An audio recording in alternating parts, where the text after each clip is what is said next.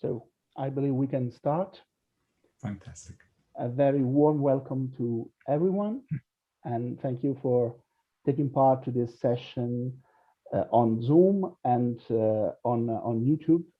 And I'm very glad to introduce the third session of the seminar cycle Beyond the Visual. It's a trilingual seminar that's in English, French, and Italian. So the French title is Au-delà du visuel.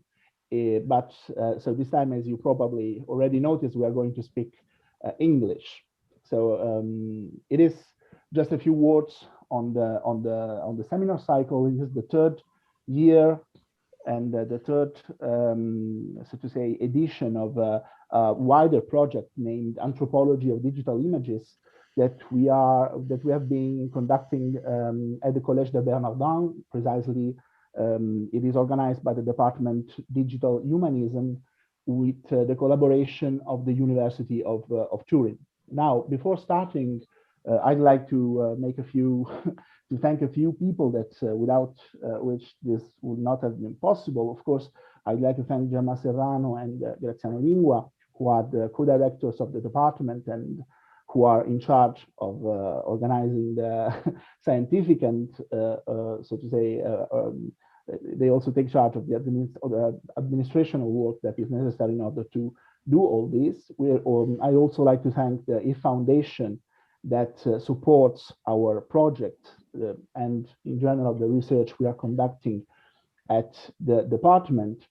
And finally, I'd like to thank the members of the research group that are working on this project, namely, first of all, Antonio Lucci, that is my partner in crime in the organization of this specific edition of the seminar of Beyond the Visual, but also Jacopo Bodini, Morgan Blaine, and Stanislas de Pourville, who are also actively participating in the organization and in the research that is behind these sessions.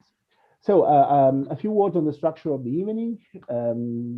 There are two, as I already said, this is happening on two different platforms, namely on Zoom and on YouTube. Those of you who have joined us on Zoom will have the occasion to directly speak with our presenter of today, with our guest of today. Those who are on YouTube unfortunately have about 20-30 seconds of delay, but they will be able to follow us, of course, and they are very welcome to ask questions in the chat. Morgan will be very happy to communicate them to us and to let you participate in the debate. So the guest of today, I am incredibly happy to have it with us, is Professor Thomas Marco, and Antonio will present him in a few seconds. But before saying that, just a last word. At the end of the session, when you quit Zoom, basically, you will receive a message that asks you to evaluate the event and to answer a few questions about your impression of the event in general. We need this in order to have a feedback of the events we organize. So you are warmly invited to take part to the questionnaire and to answer the questions if you may. So thank you. Again, I'd like to thank all of you for participating in this seminar, but most of all, of course, Professor Marco for having accepted this invitation. I am, as one says in German, very gespannt to hear in his paper, and I leave the word to my colleague Antonio Lucci for the presentation. Thank you. Thank you, Alessandro. I'm really proud to be your partner in crime in this adventure. Dear Thomas, dear colleagues, ladies and gentlemen, good evening, and welcome to today's meeting of our seminar Au-delà du visuel. Today, I have the honor and pleasure to introduce Professor Dr. Thomas Marco, one of the most eminent cultural scientists of the German-speaking area. Thomas Marco is since 2016 director of the International Research Center for Cultural Studies, IFK Vienna. He has previously held many academics and institutional positions. He was from 1993 until 2016 professor of cultural history at Humboldt University in Berlin. From 2006 until 2008, he was dean of the philosophy faculty 3. And from 2009 until 2011 was director of the Institute for Cultural Science at Humboldt University. Thomas Marco has also held numerous international fellowships, including one at the International College for Cultural Technology Research and Media Philosophy at the Bauhaus University Weimar, and the International College Morphomata at Cologne University. Among his numerous publications, I would like to mention here his latest monograph on the topic of suicide, Das Leben nehmen, Suizid in der Moderne, 2017, which also won the prestigious Sigmund Freud Prize and has already been translated into numerous foreign languages, including Spanish and Italian. His important book about cultural models, Vorbilder, published in 2011, and his foundational work about thanatology, Todesmetaphern, published in 1987. Thomas, thank you so much for accepting our invitation to participate. The virtual floor is yours. Dear Antonio Lucci, dear Alessandro De Cesaris, dear friends, dear students, dear guests. Before I begin my short address, I would like to thank you very much for the invitation and for giving me the opportunity to create, while speaking, a kind of triangle between Torino, Paris, Lyon, and Berlin. Beyond the visual, the guiding title of the seminar can be discussed in more than one way. On the one hand, it can be related to artifacts and media. We could, for instance, discuss the status of images, drawings, paintings, statues, or buildings. We could talk about the difference between the image as a surface and a three-dimensional shape. We could refer to the methods of representation since the implementation of the central perspective. But we also think about the influence of various media on the production and design of the visual, which range from the use of colors, image carriers, and tools, such as brushes or crayons, to mirrors, Lorraine glasses, cameras, or smartphones. On the other hand, it would also be possible to focus on seeing itself and on its epistemology.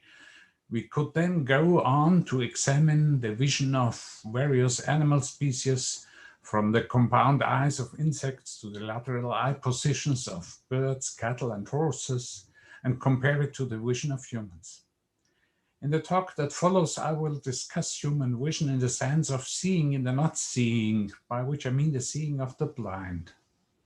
I will proceed by outlining three possible approaches to this broad and complex topic. I will first talk about blind seers, then second about seeing time, that is looking into the future, something like the second sight. And finally, third about hands, colors, dreams, and revelations. Originally, I had planned to accompany my talk with a PowerPoint presentation, but then this intention seemed increasingly absurd. Why, I asked myself, should we explore the beyond of the visual with the help of illustrations?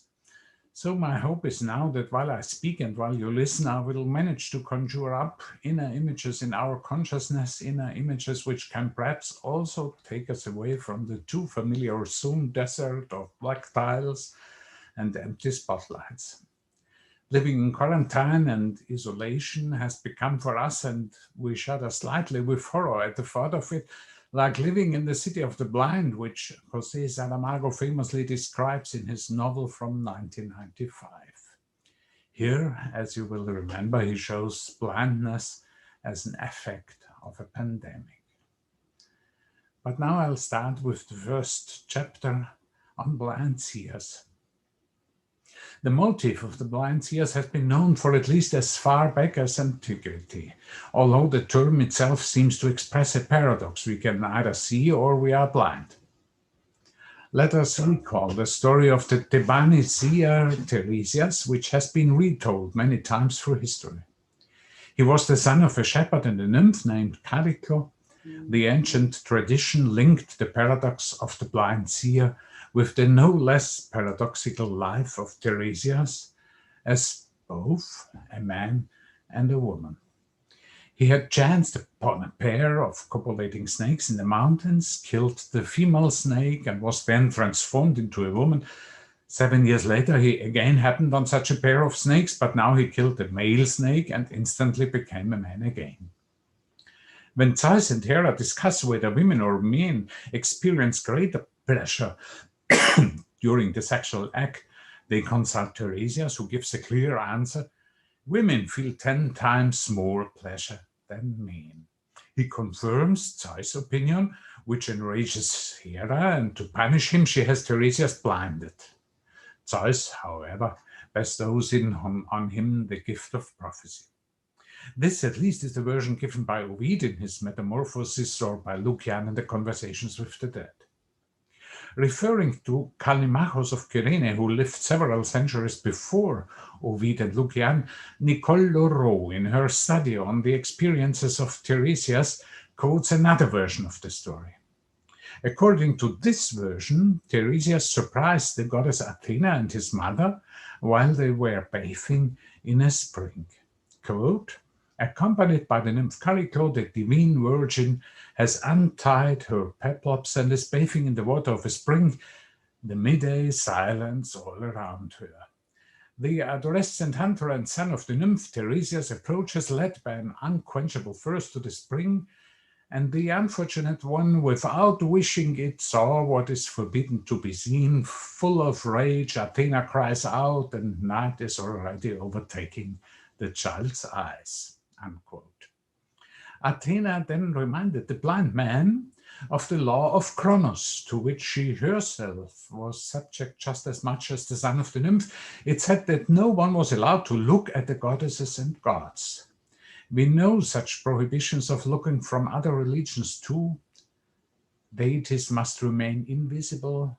They cannot be looked at without forfeiting their own prestige, unseen in German, without seriously injuring the opponent of the gaze. When Moses asked on Mount Sinai, "Now show me your glory," Yahweh answered him, "You cannot see my face, for no one may see me and live." But the God proposed a compromise. "There is a place near me where you may stand on a rock. When my glory passes by, I will put you in a cleft in the rock and cover you with my hand until I have passed by. Then I will remove my hand and you will see my back, but my face must not be seen." So in the book of Exodus. Only Jacob, who was struggling with God for life and blessing, was allowed to look into his face for a moment. After that, he gave the name Penuel, God's face, to the place of battle and said, "It is because I saw God face to face and yet my life was spared." Even Saul is blind for 3 days after the flash of light near Damascus.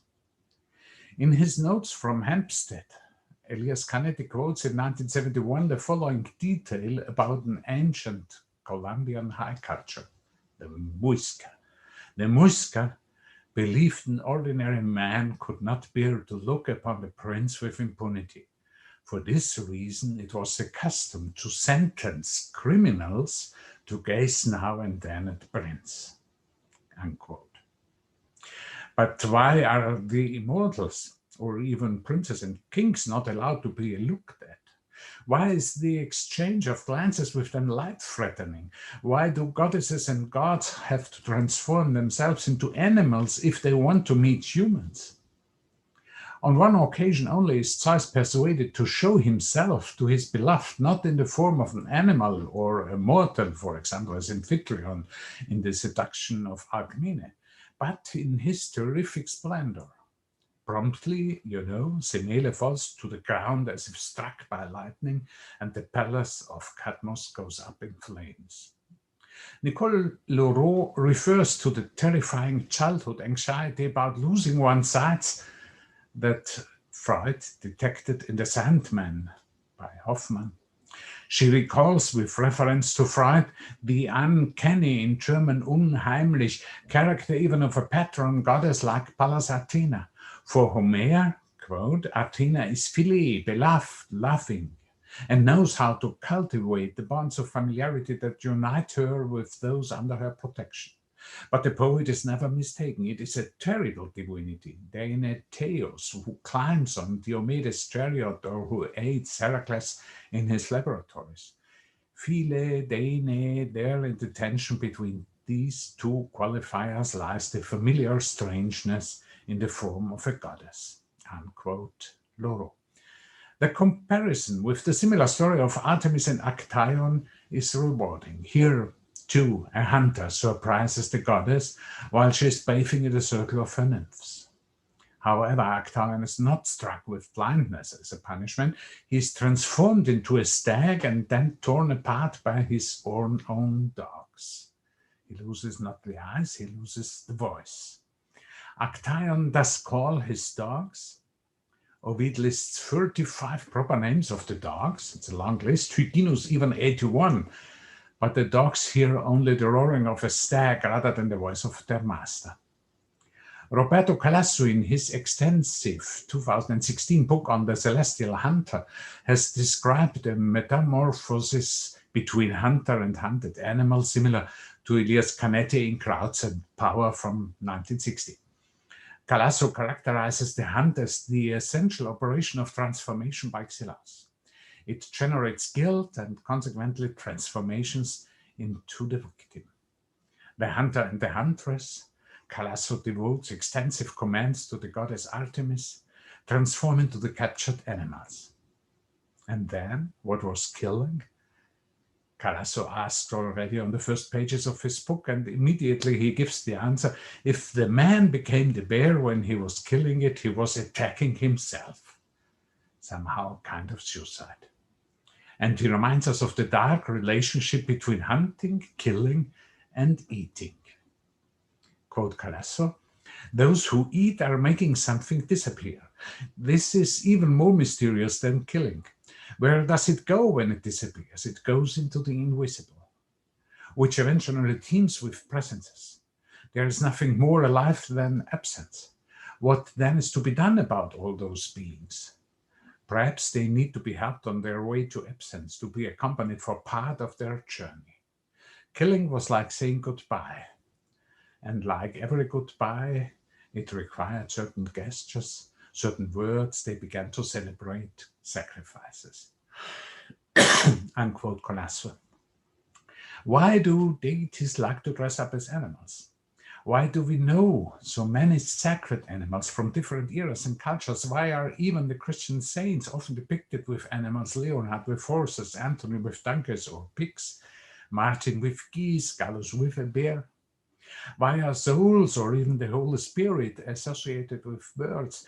Why do even the signs of the zodiac mostly refer to animals? Aries, Taurus, Cancer, Leo, Scorpio, Capricorn, Pisces. There is one obvious answer, which Barbara Ehrenreich exemplified in detail in her study of the blood rites from 1997. This answer says simply that the first gods, and Calasso is following Ehrenreich, were predators, admired by prehistoric men who often had to wait long enough until they were allowed to eat the remains of the prey, maybe in competition with hyenas. The prehistoric men were not yet hunters or huntresses, they were simple scavengers. So while they waited, they naturally had to avoid at all costs to be seen by the godlike animals. This law is still valid today, as the French anthropologist and writer Anastasia Martin, a student of Philippe Descola, forcefully testifies. As an expert on indigenous ethnic groups in the Arctic, she first conducted field research with the Gwich'in in Alaska and later with the Edens in Kamchatka. There, on a mountain tour, she survived a fight with a bear that tore off half her face before retreating. She was forced to return to France as soon as possible after the incident. Numerous jaw and facial reconstruction surgeries followed. At some point, the anthropologist decides to travel back to Kamchatka in order to be able to process this frightening experience appropriately. Among the events, she is now considered a Mietgai, a person who has survived the bear's attack and been marked by it. She is henceforth considered half human, half bear, rejected and respected at the same time. At one point, she has a long conversation with the 70-year-old Vasya. I quote, "Bears are the most intelligent of all animals," he tells me. "They are like humans, just as powerful. Did you know that?" I knew it. "And do you know why he bit you on the face?" he asks. "No, I don't know." He points his finger at my eyes. "Because of them," he says. He laughs. He furrows his brows and continues talking. "Bears can't bear to look into people's eyes because they see in them the reflection of their own souls. Do you understand?" "No, not really," I answer. "But it's simple, Nastya. A bear that meets a human's gaze will always try to erase what it sees in it. That's why he will inevitably attack when he sees your eyes. You looked into his eyes, didn't you?" "Yes."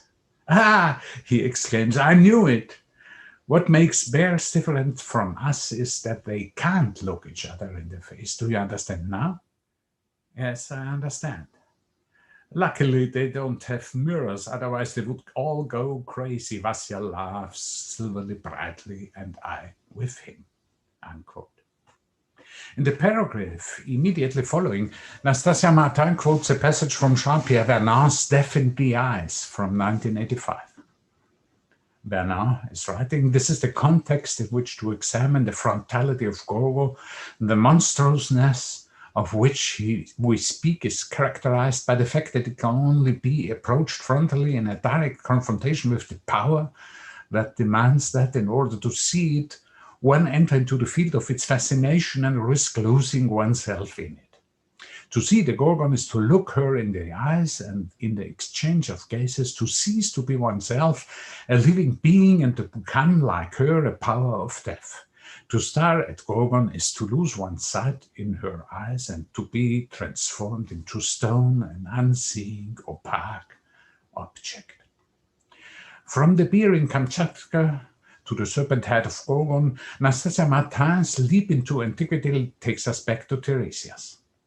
Nicole Leroux also lets the copulating snakes whom Tiresias encounters remind her not only of the mystery of bisexuality linked to the appearance of the naked Athena, the muscular and warlike virgin, but also of the Gorgon.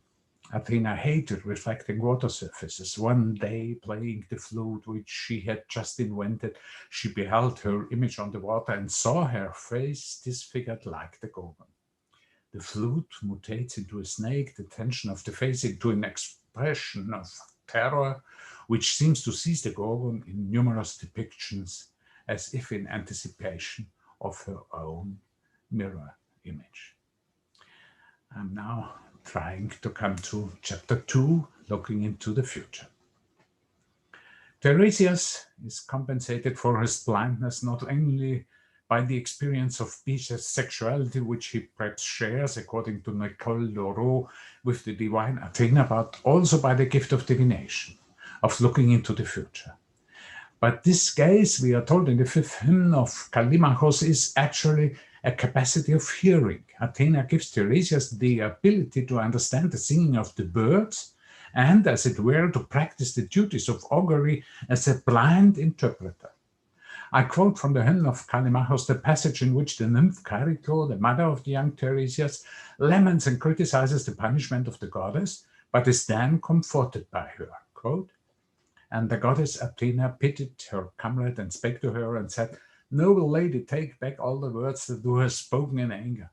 It is not that I made that child blind, for no sweet thing is it for Athena to snatch away the eyes of children. But the laws of Cronos order thus, whosoever shall behold any of the immortals, when the god himself chooses not, at a heavy price shall be behold. Noble lady, the thing that is done can no more be taken back.'" Athena then reminds Charito of the fate of the hunter Actaeon, whose mother would have made many sacrifices to at least be allowed to embrace her dead son, mauled by his own dogs. "Therefore," quoting Callimachus, O comrade, lament not, for to this thy son, for thy sake, shall remain many other honors from me. For I will make him a seer, to be sung of me hereafter, yea, more excellent than any other. He shall know the birds, which is of good omen among all the countless birds that fly, and what birds are of ill omened flight. Many oracles shall he utter to the Boeotians, and many unto Cadmus, and to the mighty sons of Laptacus in later days. Unquote.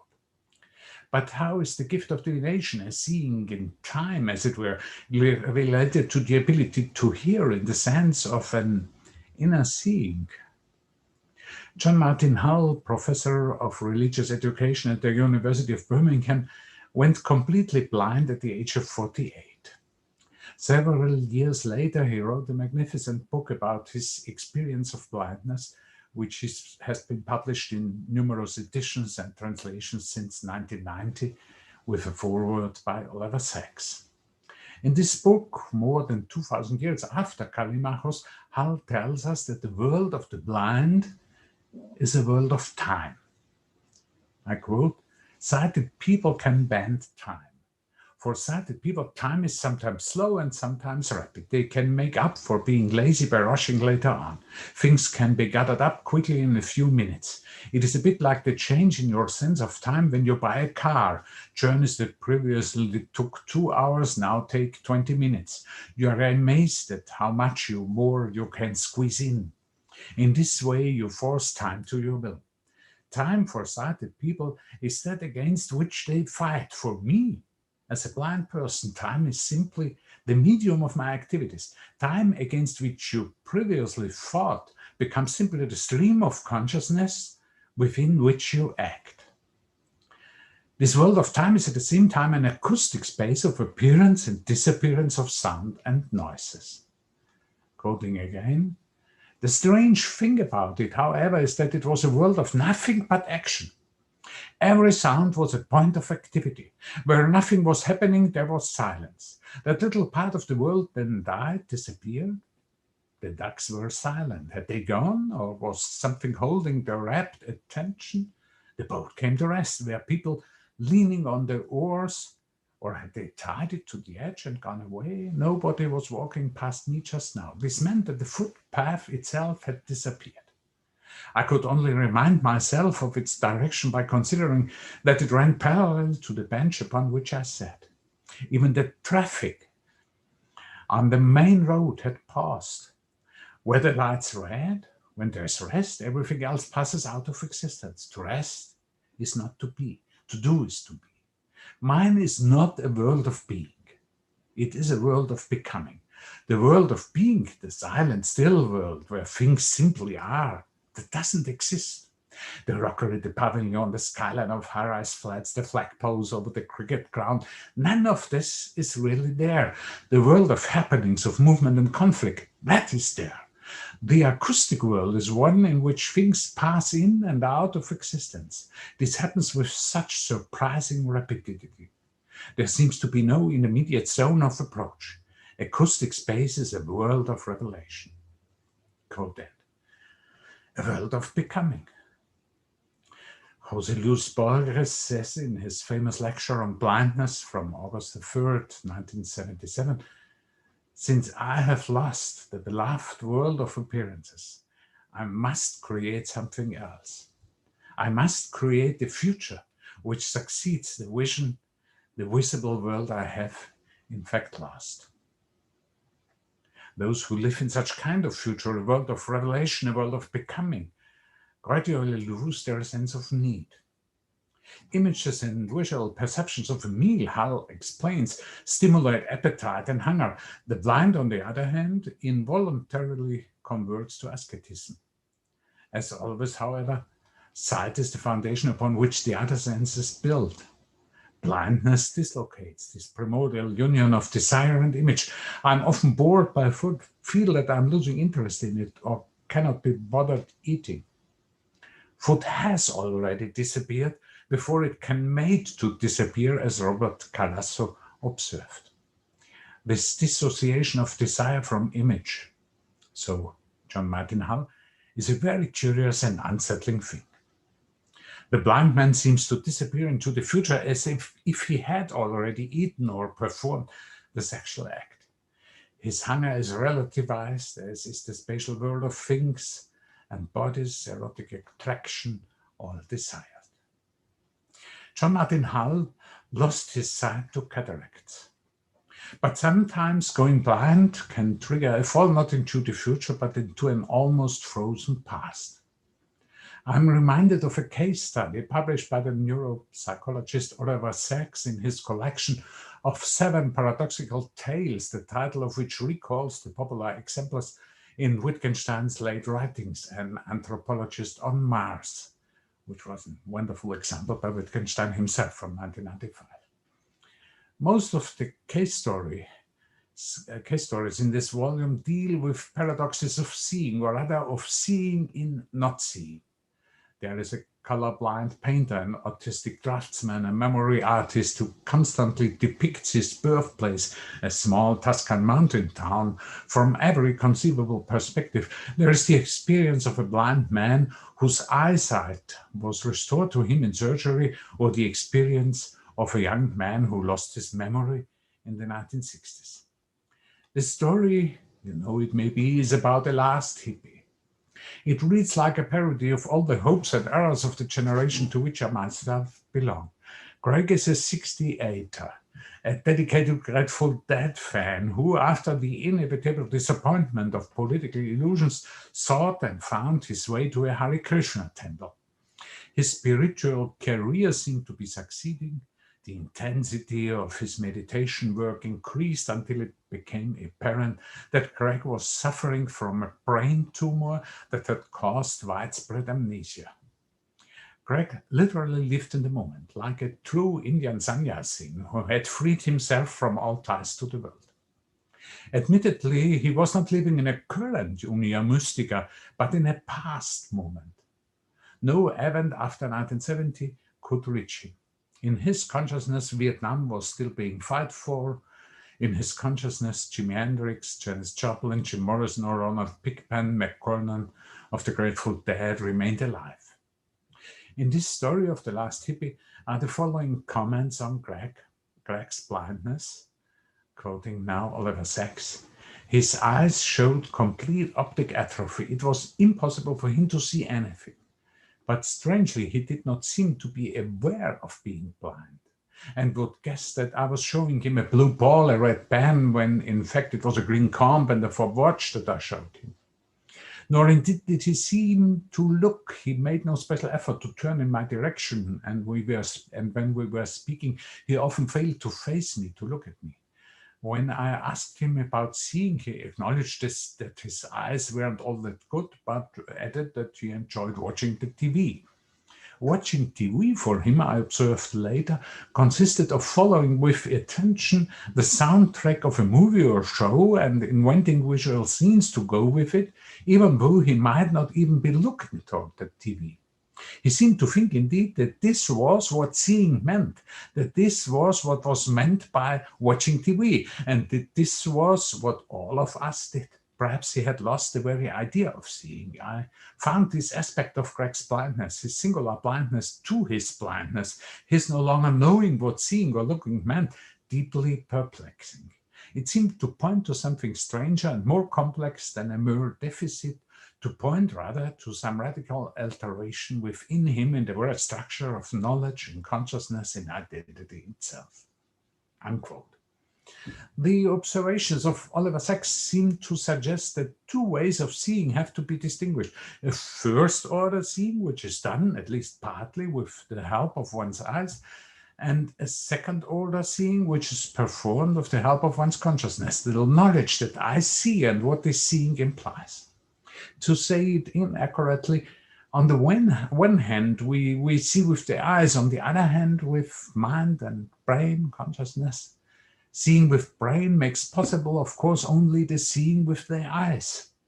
Who sees only with the eyes, rather than with his or her consciousness, sees basically nothing at all. A severely injured central nervous system cannot be made to see with the best lenses and optical systems. Optics alone do not produce images and the visual. Greg could communicate about television programs, but not about seeing itself. This respective injury or disturbance of his second-order sight caused what Sachs calls blindness to blindness. A loss of that familiarity with one's own seeing, which Wittgenstein raised in the question, is it a familiar fact to me that I see? What could this familiar fact consist of? Sachs considers it to be the expression of a recognition that is directed not only to the objects of perception, but also to the perceiver himself. That is why he reports of the last hippie Greg that he was incapable to hold in mind an absence. When the leg caused pain, briefly he knew something had happened, he knew it was there. As soon as the pain ceased, it went from his mind.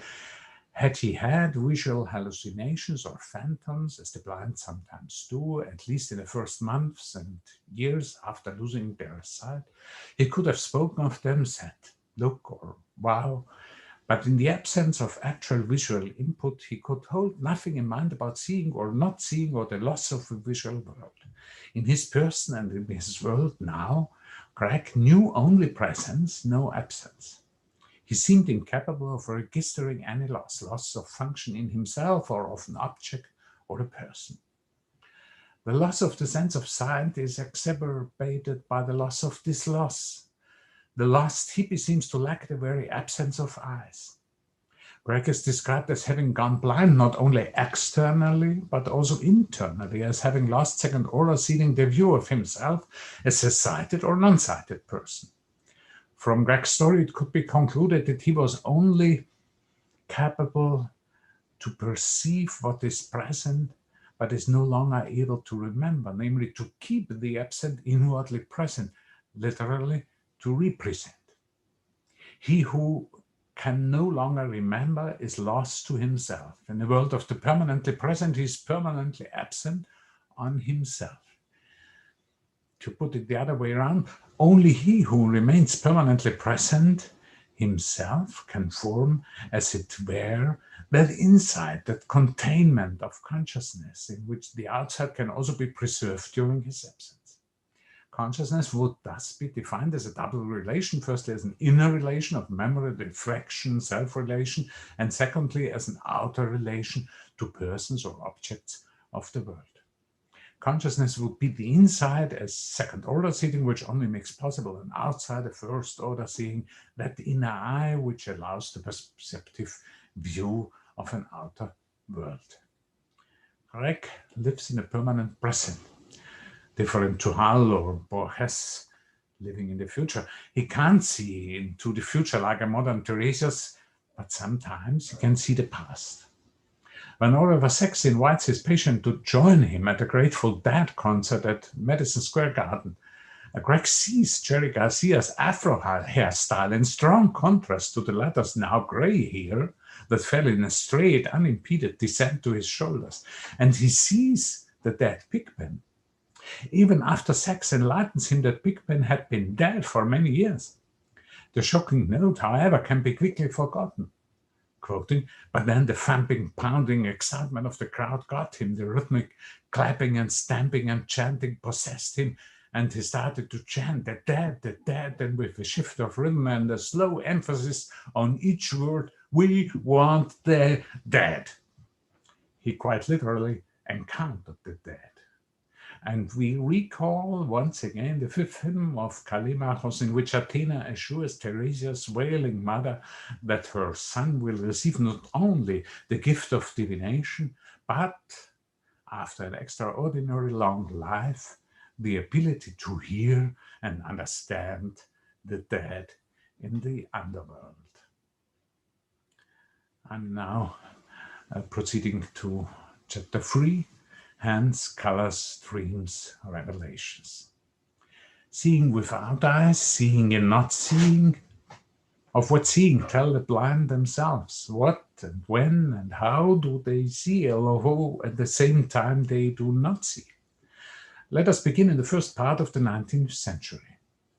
On December 21, 1827, Laura Bridgman, a name like a metaphor, was born in Hanover, New Hampshire. At the age of 2, she contracted scarlet fever and lost all her senses, hearing, sight, taste, and smell, except touch.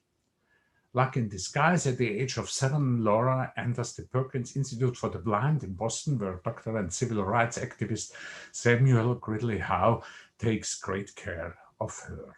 He teaches her a finger alphabet for the deaf, with the help of which she can gradually communicate. A few years later, on a trip to the USA, Charles Dickens visits the Perkins Institute and meets Laura, who is now 12 years old. Dickens tells the story, I quote, "There she was before me, built up, as it were, in a marble cell, impervious to any ray of light or particle of sound, with her poor white hand peeping through a chink in the wall, beckoning to some good man for help. Her hair, braided by her own hands, was bound about a head whose intellectual capacity and development were beautifully expressed in its graceful outline and its broad, open brow.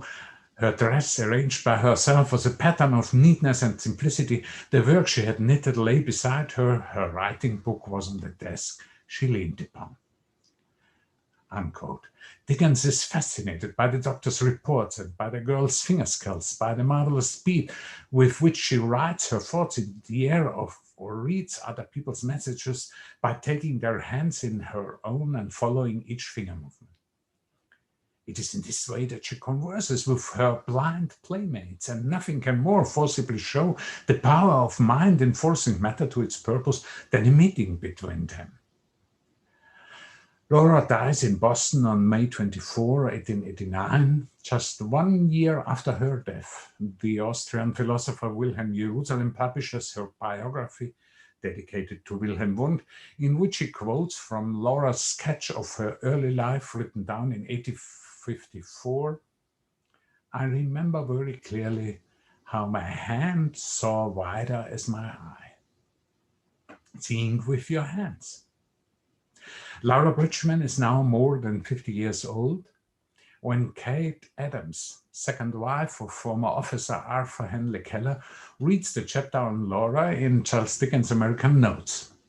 Her daughter Helen, born on June 27, 1880, has also lost her hearing and sight at the age of 19 months after a severe meningitis.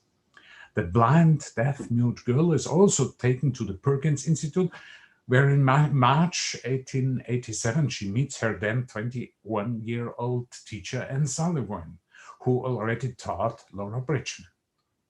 Helen later becomes a successful writer at Radcliffe College, learns several foreign languages, including German and French, and earns a Bachelor of Arts degree. She corresponded with Wilhelm Jerusalem, became involved as a socialist, and published several books that were translated into many languages.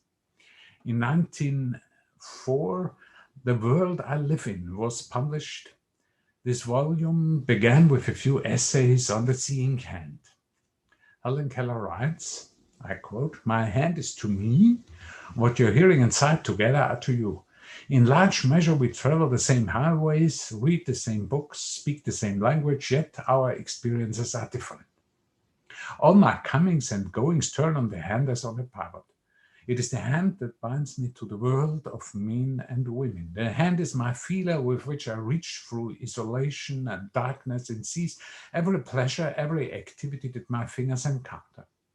With the dropping of a little word from another's hand into mine, a slight flutter of the fingers, began the intelligence, the joy, the fullness of my life. In all my experiences and thoughts, I am conscious of a hand. Whatever moves me, whatever thrills me, is as a hand that touches me in the dark, and the touch is my reality." Quote Ed. The hands see when the eyes fail. The story of Helen Keller, William Stern, the development psychologist and father of Günther Anders, wrote an early biography, thus revolves around the hands and Keller's relationships through touch with other people and living beings, such as the dogs, for example, with which she was often photographed. Mostly, however, blind people speak of hearing. John Martin Hull emphasizes one never possesses the sound, one never has it within one's power the way that one possesses the sight. The evil eye has power over the world, but nobody ever heard of an evil ear, Good, and these sentences do not apply to all blind people, of course. Jacques Lucien, who lost his sight in an accident when he was 8 years old, a child who always loved to draw and paint, tells again and again of the vivid colors of all things, of an inner light, a mind's eye that illuminates his world. He likes to accompany his father to concerts, but afterwards he confesses, and this is a very interesting quote, I think, music was made for blind people, Jacques Lucien writes, but some blind people are not made for music. I was among them. I was one of the visual blind. I did not become a musician, and the reason was a strange one. I had no sooner made a sound on the A string on D or G or C than I no longer heard it. I looked at it. Tones, chords, melodies, rhythms, each was immediately transformed into pictures, curves, lines, shapes, landscapes, and most of all colors. Whenever I made the A string sound by itself of the bow, such a burst of light appeared from before my eyes and lasted so long that often I had to stop playing. At concerts, for me, the orchestra was like a painter. It flooded me with all the colors of the rainbow. If the violin came in by itself, I was suddenly filled with gold and fire and with red so bright that I couldn't remember having seen it on any object. When it was the oboe's turn, a clear green ran all through me, so cool that I seemed to feel the breath of night. I visited the land of music. I rested my eyes on every one of its scenes. I left it till it caught my breath. But I saw music too much to be able to speak its language. My own language was the language of shapes. The perception of an inner light helps Lucien to survive even the dark months in a prison cell and in the concentration camp of Buchenwald. The world is increasingly grey, quite literally a world of horrors, Gräuel in German.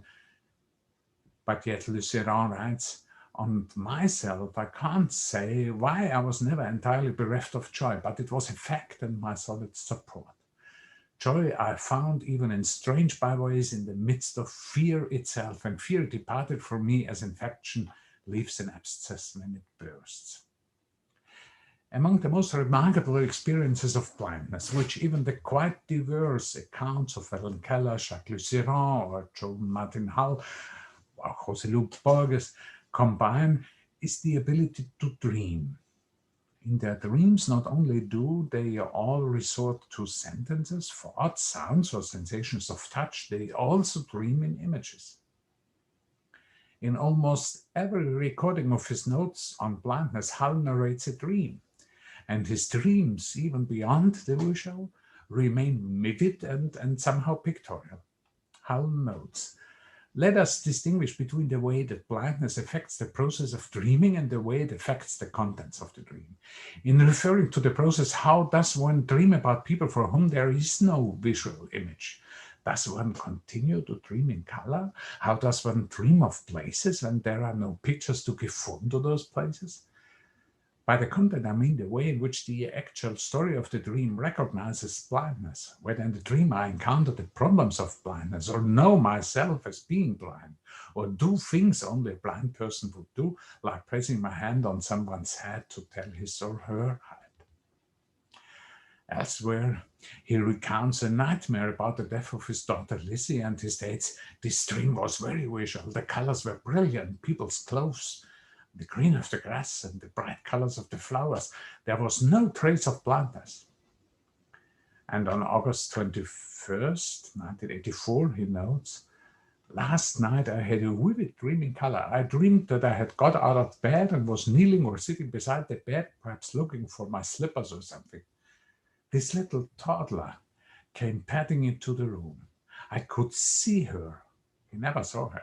For, in reality, I could see her quite clearly in the dim light. In the dream, I knew that I had been blind and that this was the first time I had been able to see her. I started her, full of wonder, taking in every detail of her face as she stood there, wreathed in smiles, stretching out her hands to me. It was like a revelation. I thought, so this is her. This is the smile they all talk about. These are those luminous brown eyes. I had a wonderful sense of a renewal of contact, as I felt that she was amazed as she realized in some way that there was something different about me, that I was responding to her in a new sort of way. We stood there in complete silence, or at least I sat there and she stood beside me. We gazed at one another in this moment of mutual delight. Then the dream faded. In her description of the world I live in, Helen Keller also tried to depict her dream world. She emphasizes that in my dreams I have sensations, odors, tastes, and ideas which I do not remember to have had in reality, but she also mentions visual impressions. Sometimes, she writes, a wonderful light visits me in sleep, such a flash and glory as it is, I gaze and gaze until it vanishes. In her dreams, she feels free and independent. A smell and taste much as in my waking hours, but the sense of touch plays a less important part. In sleep, I almost never grope. No one guides me. Even in a crowded street, I'm self-sufficient and I enjoy an independence quite foreign to my physical life. Now I seldom spell on my fingers, and it is still rarer for others to spell into my hand. My mind acts independent of my physical organs. I am delighted to be thus endowed, if only in sleep, for then my soul dons its winged sandals and joyfully joins the throng of happy beings who dwell beyond the reaches of bodily sense. Quote end.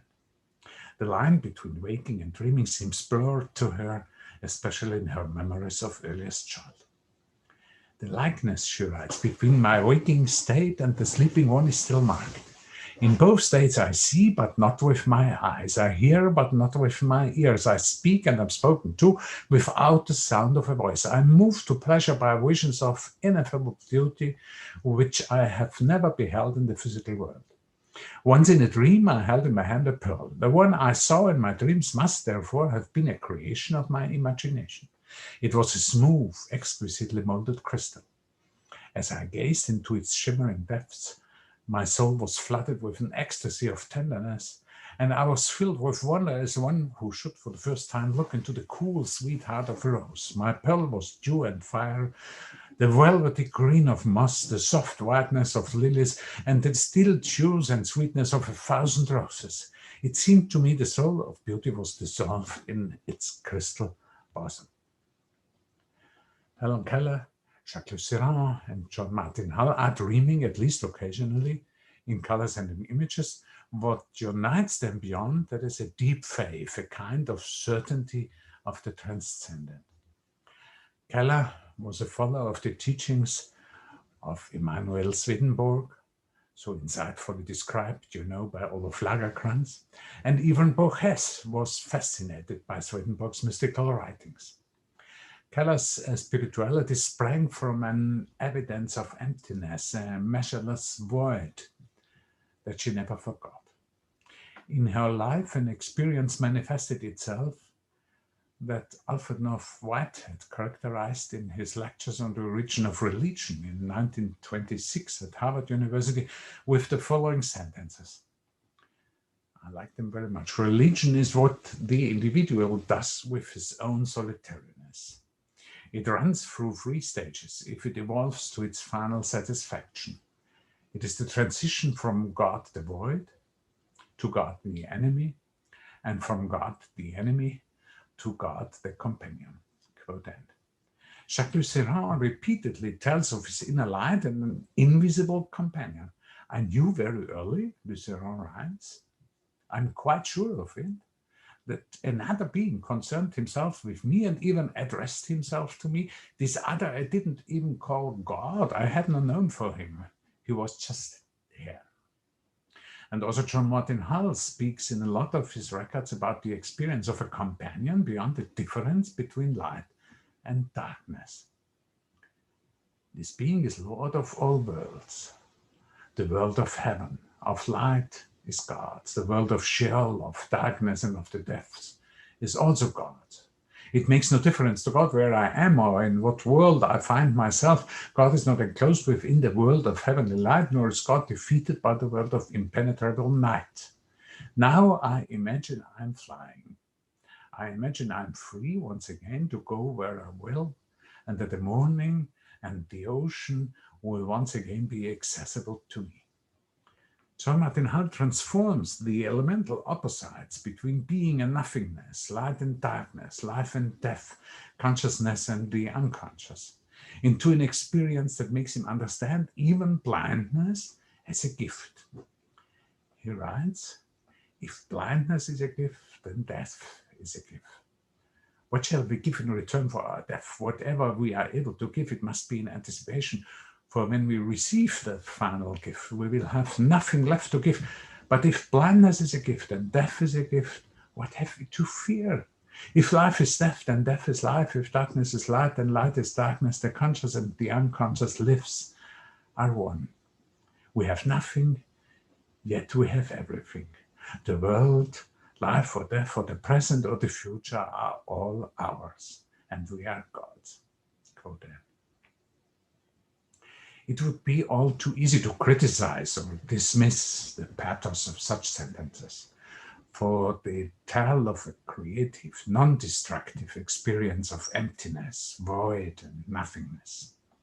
Mystics in various religions talk of such experiences. Artists talk of such experiences. And perhaps it's no coincidence that it is precisely those fields, mysticism and the arts, which are struggling today to give a new expression to the phenomenon of seeing without eyes, faith of the faithless, according to Simon Critchley, living in a light beyond the visual. Michel de Certeau calls it an astonishment that is not accompanied by representation. The experience of the look is a surprise without object. The look of the other excludes the possession of an image. It deprives of sight. It bedazzles. It blinds. Thank you very much for your attention. Well, Professor Marco, many, many thanks for this very rich and I dare say very ecastic, vivid presentation, also for the care you put into providing us with a transdisciplinary and transcultural material to reflect upon. And there is very, very much to say. I'd like to remind that many of you already know this. The previous session of the seminar was a presentation by Jacopo Bodini focused on the acoustic dimension, on the experience of sound. So I'm very happy to see how the seminar is going precisely in the dimension I and Antonio were imagining while designing this cycle. Thank you very much for your presentation. Again, I believe there is much to discuss. So it will go like this. For those who are with us on Zoom, you can raise your hand, as Morgan already told you in chat, or if you are shy, maybe you can ask your question by writing it in the chat, and we are going to read it. For those of you who are on YouTube, you can unfortunately not take part acoustically, but you can write your question in the chat and Morgan will communicate it to us. So I'd like to open the discussion and yeah, we are ready for your interventions.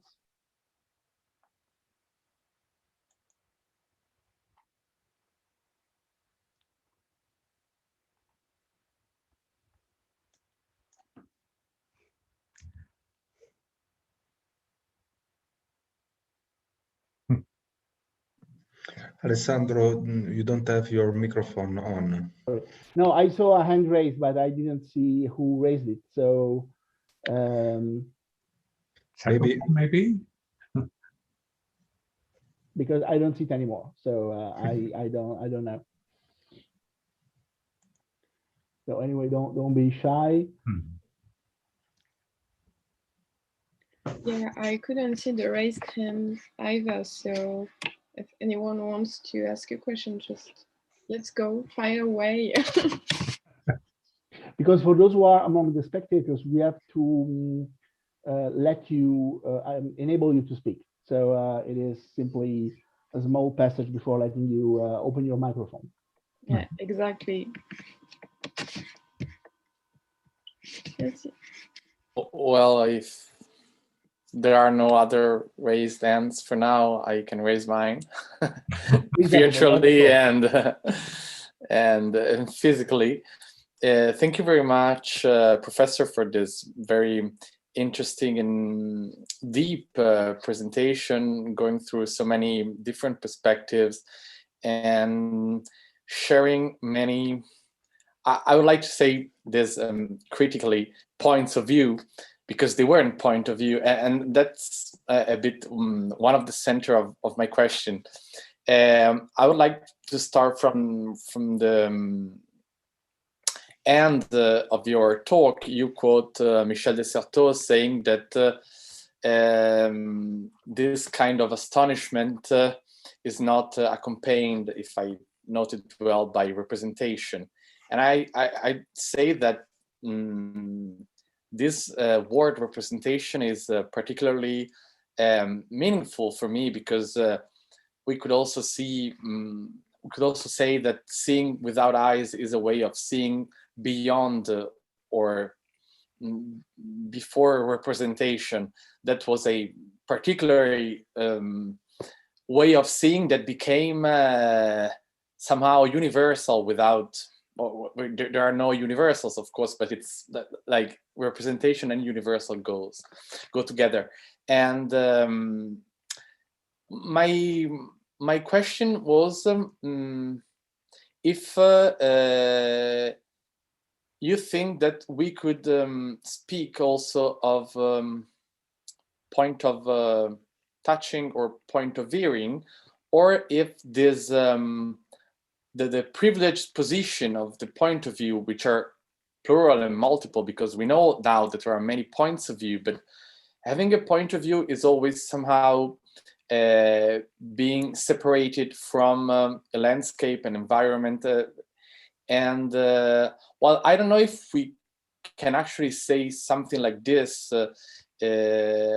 in regards of the experience of hearing or of touching, but of course there is a point from which we hear something or touch something. And I wanted to know if how would you conceptualize this yeah, the singularity of those other senses?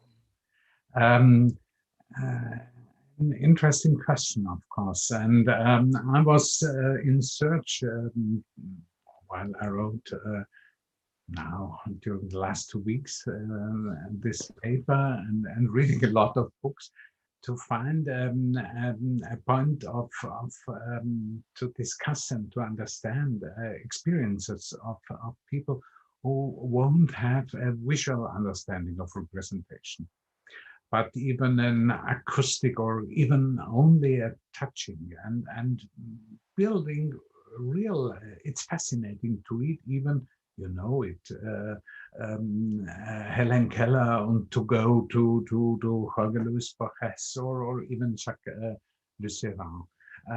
Different religions, different contexts, different positions, and but united in this trying, in these trials to have a world beyond the visual. Therefore, I thought it could be interesting for your seminar.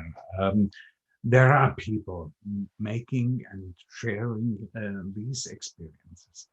And of course, they have a point. They have a point, but it's a very different point. It's very interesting to read. Yeah, I quoted a lot, but it would have been necessary to quote much more to read the practices and strategies of orientation in a city, for example, or Sabriye Terbringen going to Tibet. She's blind and wants to in Tibet to build up a school for blind children, because there are a lot of Tibetan children going blind very early, maybe because it's very high country. I don't know exactly. And it's very interesting to see this is what we call the point of view is not the point there they are acting. And therefore I was fascinated by this comment when John Martin Hall says, I have no world which stays. My world is always a world of becoming, of new, of other effects. It's not possible to have there any point to stand and have it. Maybe this is a very short answer to your fine question. Thank you very much. So thank you, Jacopo, and thank you so much. I think that Julia has a question. So yeah, if you can activate. Of course. Thank you, Morgan. Here you are, Julia. We are listening to you.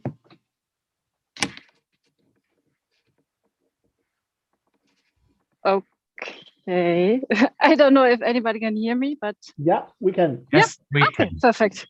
Okay, because I do it via phone, it's very confusing. But many thanks for this, wonderful insights into seeing.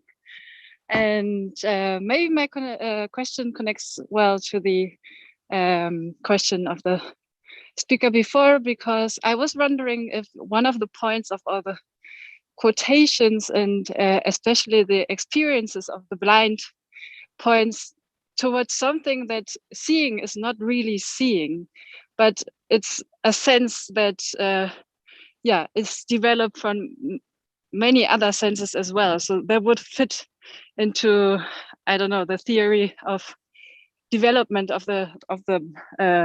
seeing very well, because I think in nowadays theory, it's not anymore like Helmholtz or Kepler thought that you just see something and that's it, but you have to combine all the senses so you can really see an object. And I was wondering if this is something that your quotes from especially from the blind people are referring to. Yes, of course they do. They do a lot in this direction. I think it's maybe not except of course Oliver Sacks. It's not a neuropsychological view they are articulating, but they are talking not in a sense of developmental psychology about seeing, but they try to declare and to explain their own practice of being orientated in the world. I have written while I wrote this paper, and it was much longer, and I have to apologize not only for my bad English, but even because it was a little bit too long. There was a long chapter on Wittgenstein and his reflections on the inner and the outside, inside and outside, das Innere und das Äußere. Because Wittgenstein is always on the way to look what does our language with us. And if you there are several passages in the books I read during the last weeks coping with this problem that we have a language always with visual metaphors, and how crazy it might be for a blind person using this metaphors, come and look and gaze and so on, and not feeling what these metaphors imply and how they could be transformed or become another meaning. And therefore, it's maybe a little more complicated than even developmental psychology thinks.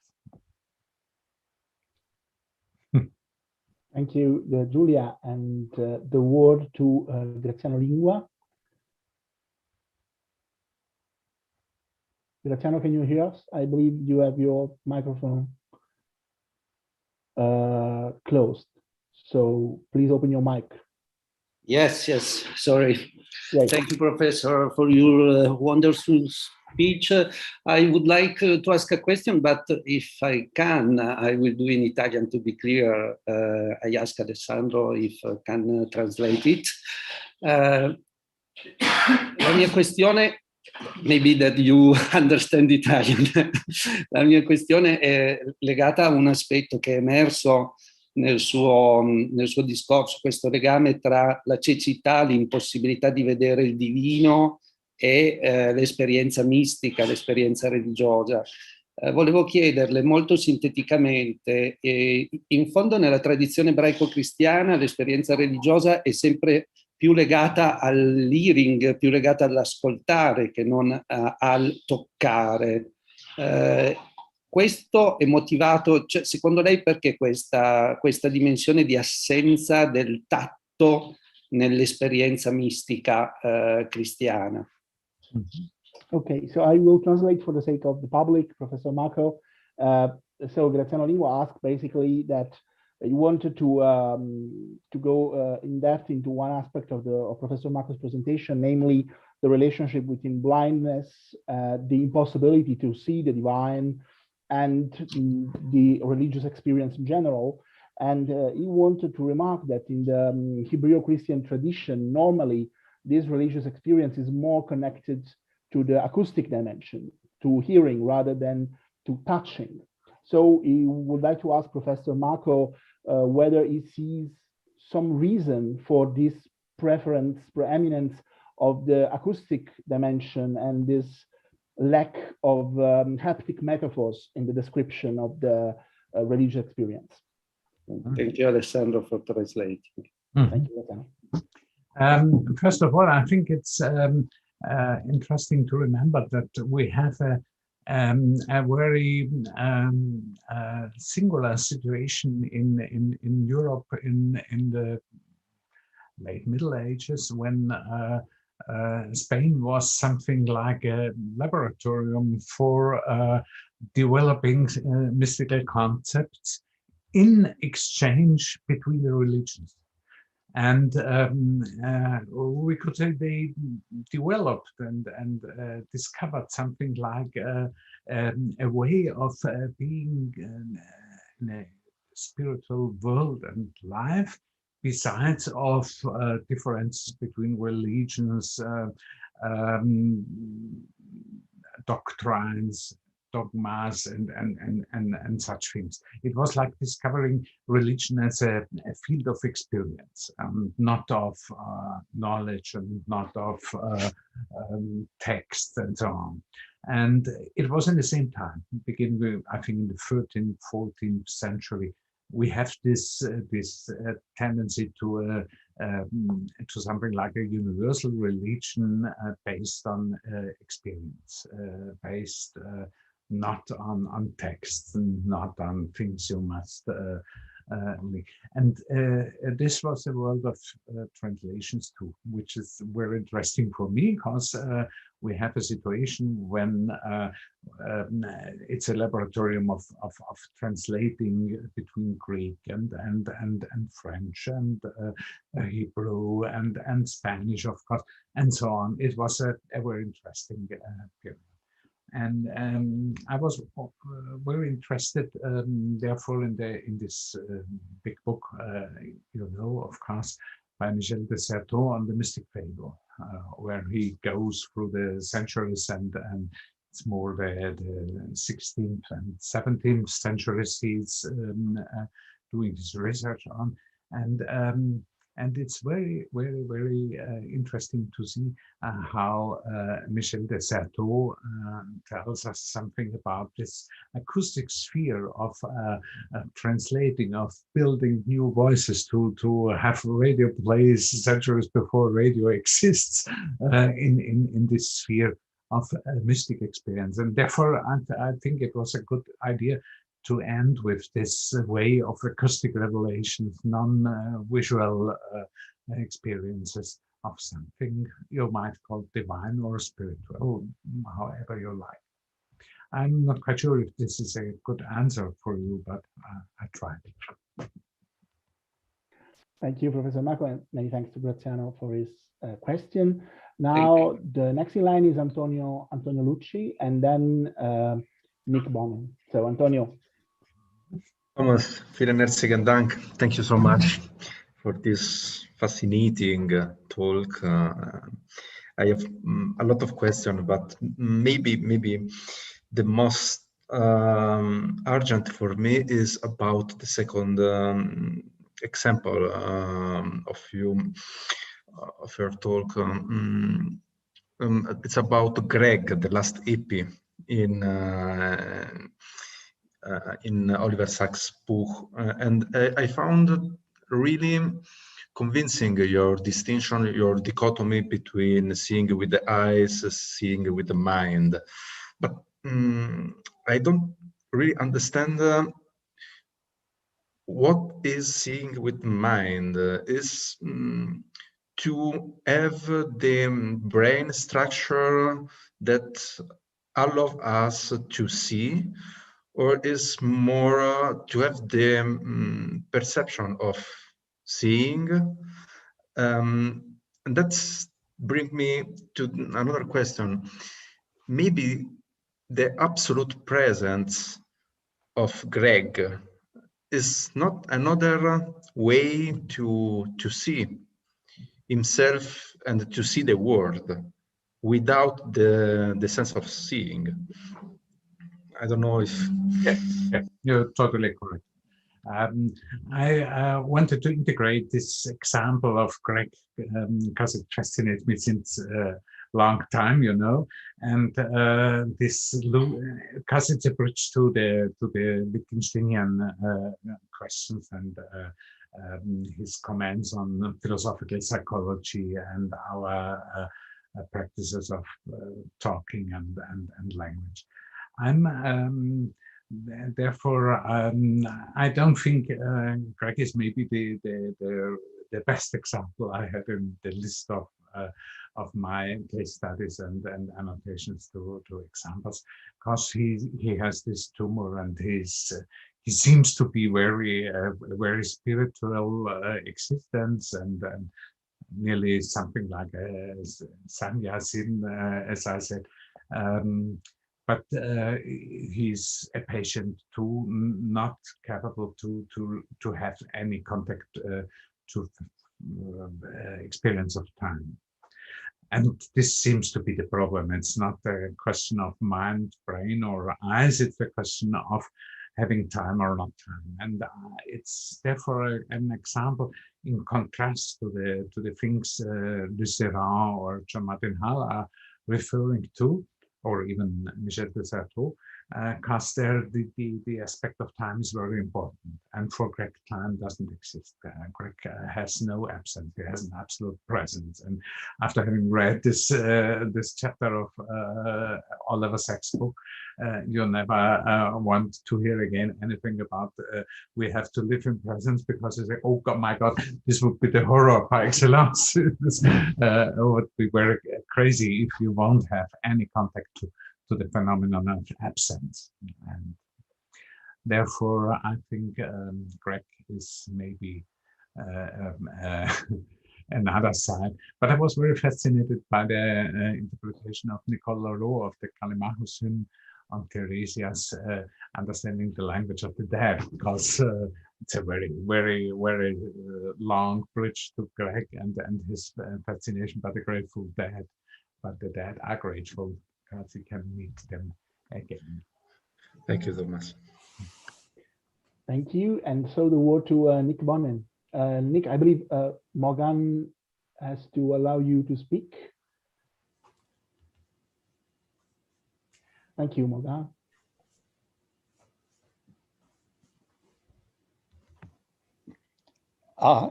Can you hear me? Yeah. Great. Thank you so much for the subtlety and variety of the insights in your talk.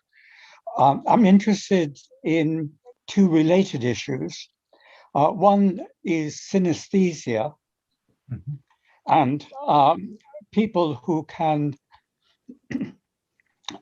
hear colors or taste sounds And that raises some possibility of using one sense that for some people is possible, but not for everyone, to capture another sense or be either integrated with or parallel to another sense in a way that isn't part of our general experience, although we do use unrecognized synesthesia with a common sense of seeing, for example, the effect of different senses on, say, taste in eating.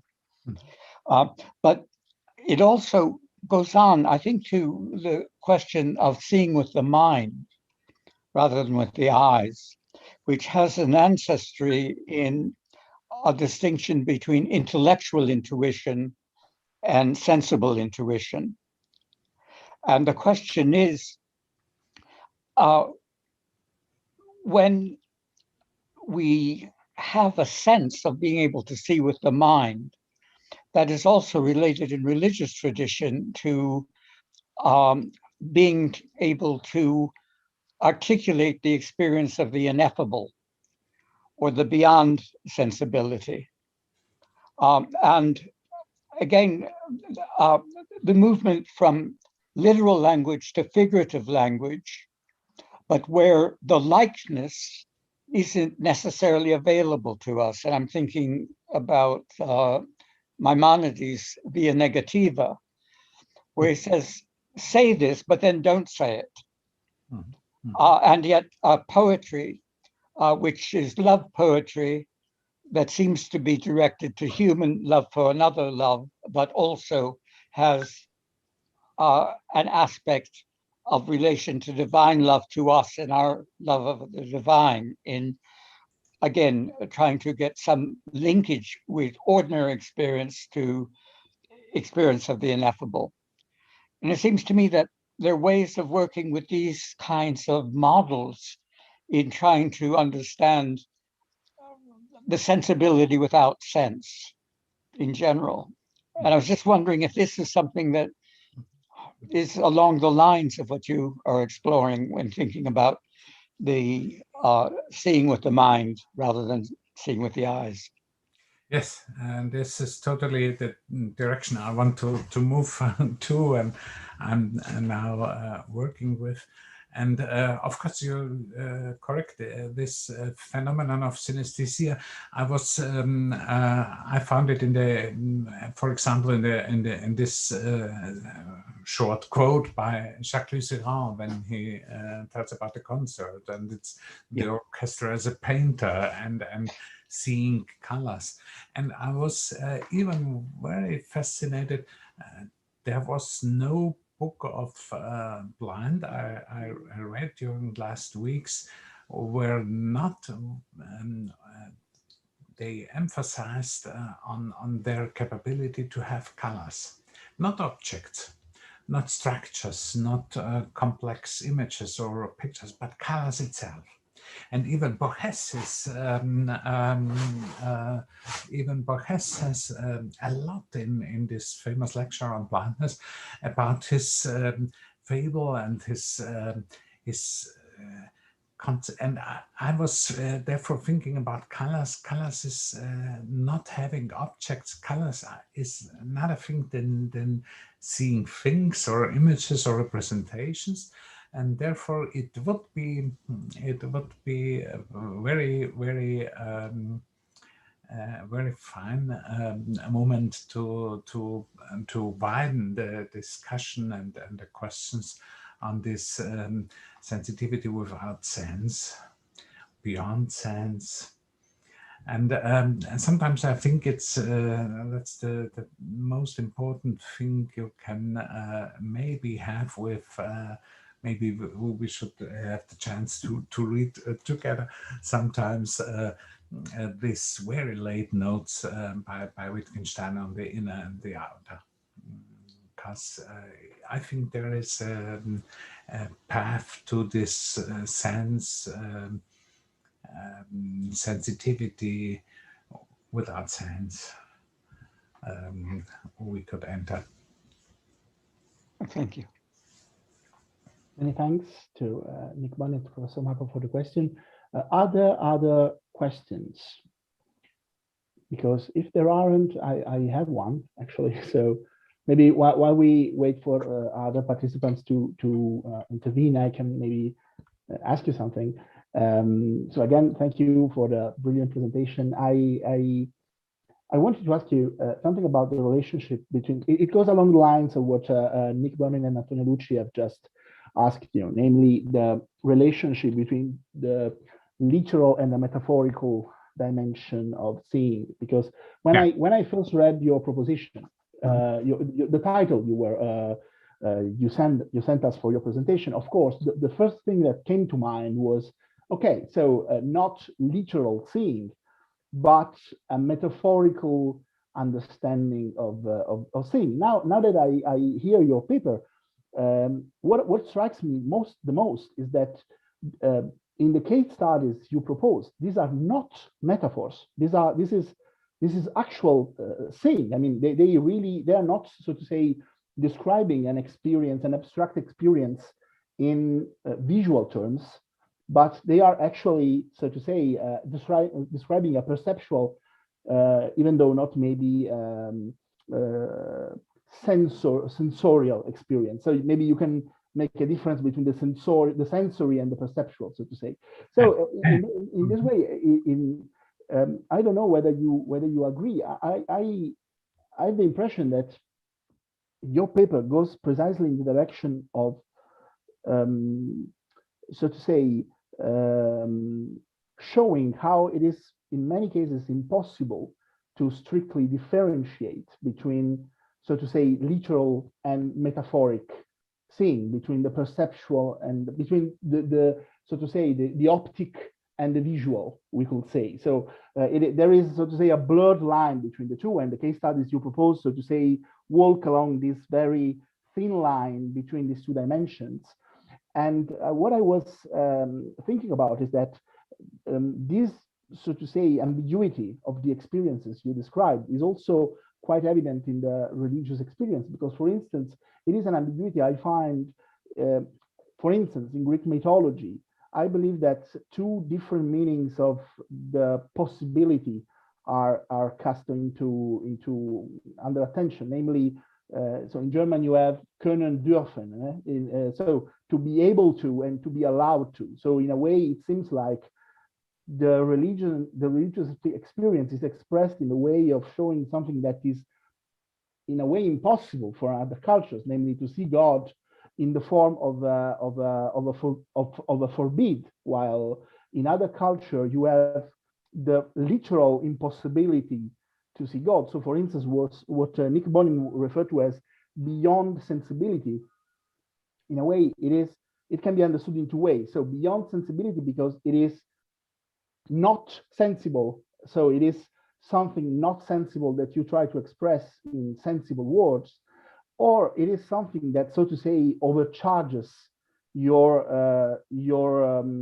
sensitive faculty. Because, for instance, what I don't know, H.P. Lovecraft came to mind. The idea that when you see the ancient gods, you become crazy. So you are, so to say, overcharged with this visual experience, and it is a visual experience, but it is unbearable for humans. So in a way, mystical experience goes along this line of this limit, so to say, between the metaphoric and something that is visual, but at the same time, in a way, undescribable. So undescribable and non-visual. Yes, I think this is the way I tried to go a little bit, and this parallel between the impossibility to have a strict distinguishing between metaphors and literally speaking, metaphorically or literally. I think this is similar in what however you call it, mystical experience or something else, and this is so interesting even in very different cultures, eras and contexts. And it's interesting that Borges himself, nearly blind, And you know his fantastic encyclopedias of a lot of things, of dreams or of monstrous beings and such things. And there is slight parts of something like an encyclopedia in the making of blind poets. I didn't even know that. And such a lot of blind, and he's very happy remembering us that Joyce was blind in the Finnegan's Wake was dictated. Samuel Beckett told in his letters sometimes how complicated it was, because all the visitors of Joyce had to help and to write down his dictations, and Milton, John Milton, dictated Paradise Lost, and it was something like Paradise Regained. It was the paradise having back now, and therefore I think I would agree it's not possible to have the metaphors on the one hand, on the other hand literally speaking on the real experience. It's very important to have this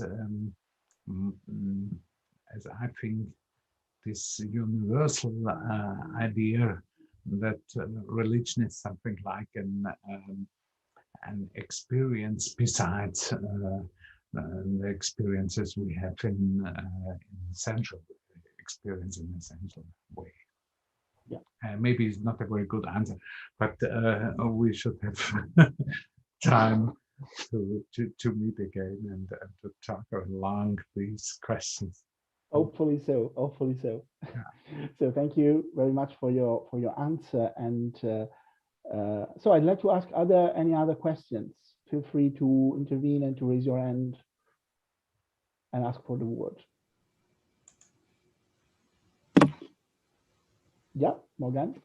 Yeah, thank you very much, Thomas, for this very relevant conference. I'm going to try to ask two questions. If I'm not clear, maybe someone will help me to translate my thought. Or no problem. To ask me to be clearer. So my first question is, with keeping a vocabulary such as seeing with the mind, is there any risk to maintain a kind of visiocentrism? We have this term in France, but I don't know if it exists in English. So here we are. And then the second question is about maybe a more political question regarding aesthetics in general. Last year, as I was hearing Annette Choulet, who is a blind philosophy PhD student, I had been stricken by this idea. She experienced an extended freedom as her specific abilities allowed her to escape from the eye control and escape from a kind of panopticon vision around her, especially as a woman, and also especially in a screen environment. So is there anything you can? Of course. The second question is a little bit easier for me to answer, because I think therefore I had to shorten my text, and of course I wanted to say a lot more about the importance of arts in the developing, because visual arts are in a very crazy situation. We are living in a let's say over visualized world. All advertisements, smartphones, TVs, screens, all these pictures, all those images, all those things you have to see, to recognize, to have in order. And the artists now in the situation to ask, what can we do in our area, which is somehow critic on this over visualization of world, this what I called in my preface the desert of Zoom or something else. And of course, they are trying, and of course, there are even blind artists trying to have new ways. A lot of blind photographers. I didn't know how many they are for the moment. And they even saying, we create images, we create pictures, but we cannot see in this common normal sense of the word. We are blind people, and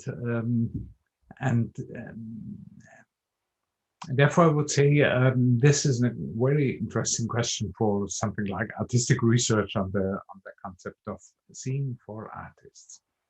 And now I lost your first question a little bit. Please apologize. The first question, Morgan, was?